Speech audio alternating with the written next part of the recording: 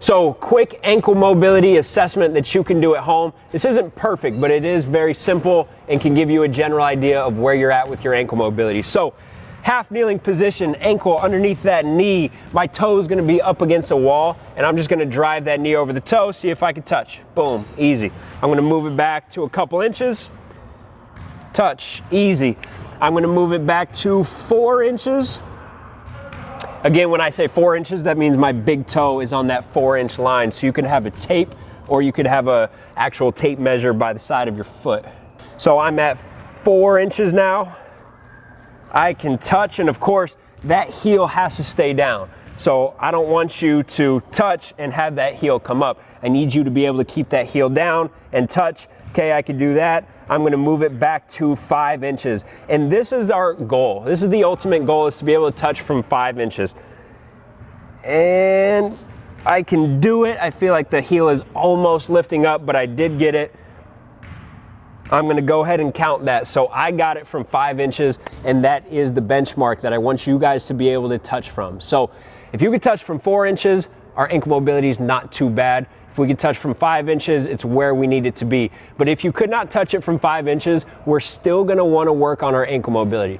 Now for me, I hit it from 5, I'm good. I don't need to keep working on ankle mobility. More is probably going to actually decrease my explosiveness and increase my risk of injury. So I don't necessarily need more than 5 inches. And the truth is, since I'm already there, I can take out all ankle mobility isolation stuff and I can just do functional movement. So in our dynamic warm-up, when we do our overhead deep squats and we get down to this position, that's challenging my ankle mobility, right? So I'm gonna be able to maintain that just through my dynamic warm-up and through doing full range of motion strength training. So if we were to ever do deep squats or anything like that, that's gonna really challenge your ankle mobility. So I don't need to isolate it. Now, if you're not at that 5-inch mark, I think it is good maybe 3 or 4 days a week to isolate it. So easiest one, if you're at home just watching TV, ankle underneath the knee, drive the knee over the toe as far as we can. Now I'm going right down that center. I'm not going over the big toe. And do try to maintain an arch. So to maintain an arch, you would pull the toes up, see how that creates that arch. Then I would kind of spread the toes out this way. And then I would try to hold that arch and I would lower my feet back down. So I would hold that arch and I would try to drive the knee over the toe. All right, hold for 2 seconds and come back. You can go anywhere from 5 to 10 reps and do 2 sets each leg. All right, and another way is to actually add a stability component to that. So same thing, drive the knee as far as we can over that toe, and then from there, I'm gonna step up, and then I come back down, reset. That's 1 rep, and then I go again, drive it, step up out of that. So now I'm not just mobilizing the ankle, I'm also building stability in all those degrees of range of motion, and that's where long-term change comes from. So I can do anywhere from 3 to 6 reps on that, 2 sets. This is a good one to follow. So if I were to do my normal rocking ankle mobility, and then I go into that, and then I would finish my ankle mobility workout with something that really challenges in a functional position. So overhead deep squat, hold at the bottom. Now, if you can't get there, you could go supported. So you could put your hands up on a bench or a box or chair or something, come down. Don't try to turn it out. So that's the compensation. People go down and those feet slide out. I want you to keep your feet straight forward or slightly angled is more natural for some people.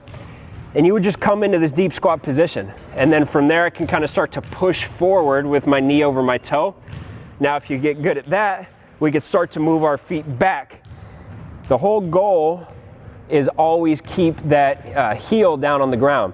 So if I can get it from that position, I can move back even a little bit more. Still get that heel down on the ground, and I can hold in that position. Now, if you get good at that, we could challenge a pistol position.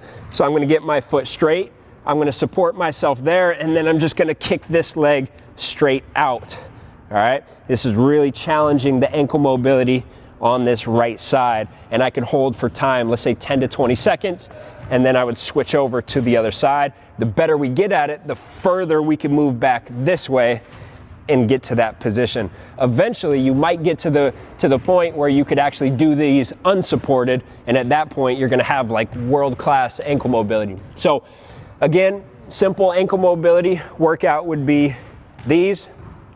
Then we go into these loaded with the step up, and then we go into either an overhead deep squat, let's say 5 to 10 reps, or we go here holding 10 to 20 seconds, 2 sets, or we do the single leg, 10 to 20 seconds, 2 sets, all right?